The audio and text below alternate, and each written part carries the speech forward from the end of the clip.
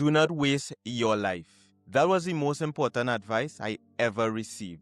Just imagine being a man and hitting society's expected standard of you. You have the home, the family, the career, everything that represents success.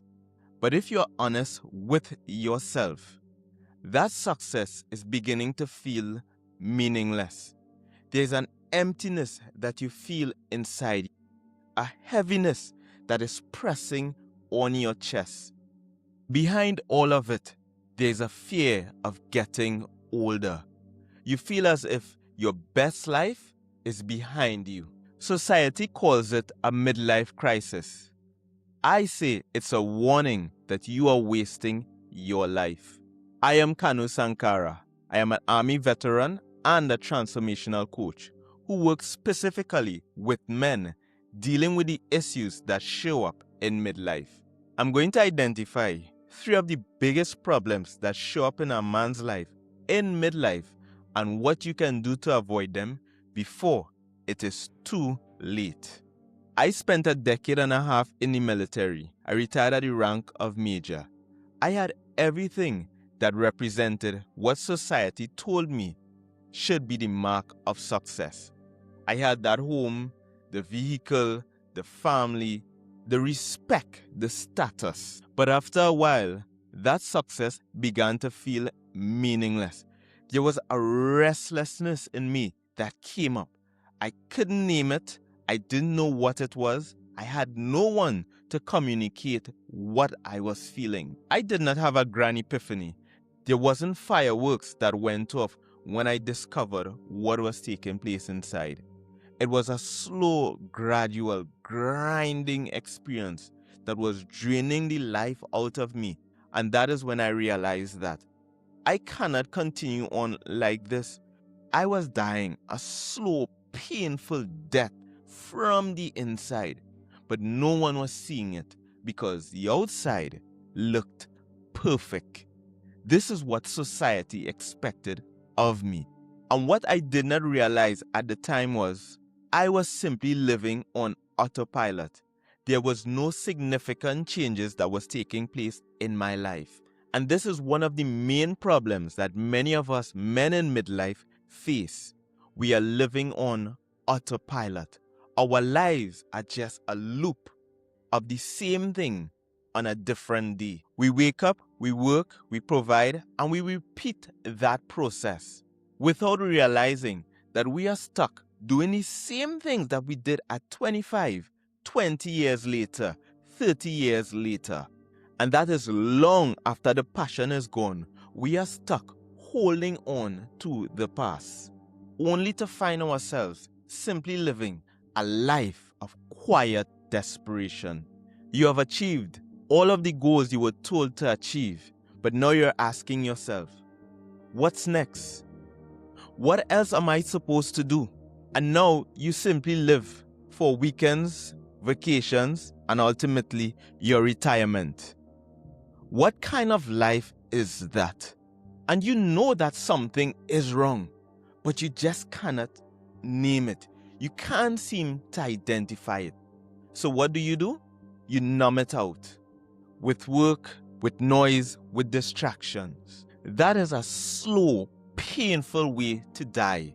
Notice I didn't say to live, because you aren't living if you are in that space. And I know that this is resonating with you because I can feel it too, because I was there. I felt that pain, that frustration, that anxiety that was controlling my life. I did not have control of my life. And every day we slowly lose grip of what matters most. To address this problem of living on autopilot, of having your life on a loop, it requires honesty, being truthful to yourself, and doing an audit of your life. When was the last time you audited your life? When was the last time you took stock of what is taking place on a day-to-day basis? There's something that I learned in the military. What isn't checked does not get done. I want to encourage you to take that step and audit your life. put your life into categories: health, career or financial responsibilities, relationships, and habits. Audit these areas of your life so you can identify the gaps that are causing the leaks. We can always find areas of our lives that requires trimming, pluming, so that it can blossom. But of course, it does not stop there. Becoming more aware of your life is the first step in addressing that problem of living on autopilot. Another major problem that shows up in the life of a man in his midlife is what is called the silent martyr syndrome. This is where you believe that being a good man is suffering in silence. Even though I am here sharing on that issue, it is something that I've had to deal with for many years of my life. And there's times where I still fall back into that routine. I think it's almost a default mode for men like us, those of us who are committed to our responsibilities. Sometimes it takes my wife to remind me that I am going back into that mode of being silent and trying to deal with everything on my own. Men like us often find ourselves in spaces where we feel as if asking for help is a sign of weakness, that it may make us appear less of a man. So instead of getting the much needed help, the help never comes because we never ask. And we may even carry it further and believe that we are responsible for everyone's happiness, that it is our duty to remain strong for everyone around us. And don't get me wrong, I am not saying that as men we aren't supposed to be strong, but it is impossible, brother, to remain strong indefinitely.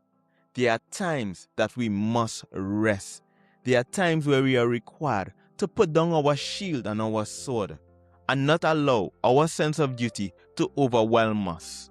To address that problem of the silent martyr syndrome, it requires us to redefine what it means to be a good man. A good man is one who is present, he's healthy, and he's emotionally available. Not one who is drained, trying to keep the world up on his shoulders. A good man is a man who asks for help when he knows that he needs it. Asking for help is leadership. Because as a leader in the military, I couldn't have done 97% of the things that I was able to accomplish. I needed help. I needed my soldiers to be there to support me because no man is an island. We also have to understand that we aren't responsible for anyone's emotions, whether it's our partner, our children, our co-worker. Each and everyone is responsible for their emotions. What we can do is support. We can encourage. We can build up. But even in that process, we have to be aware that we need rest. But one of the most important solutions to the silent martyr syndrome is having a brotherhood. Being a part of a collection of men.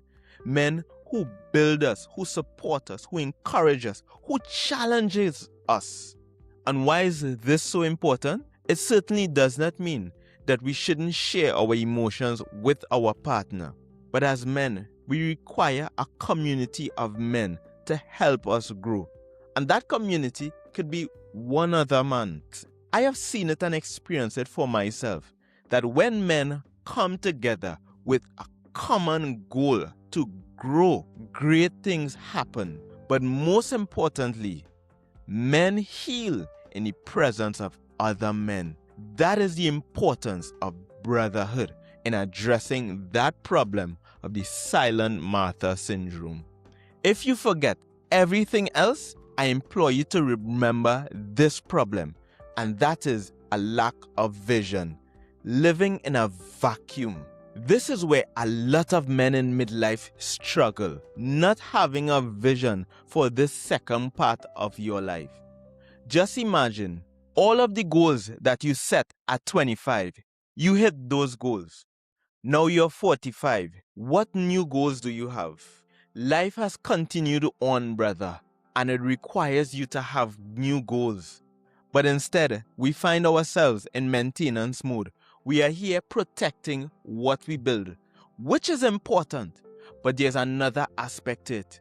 We need to continue being in creation mode, moving forward, building something new.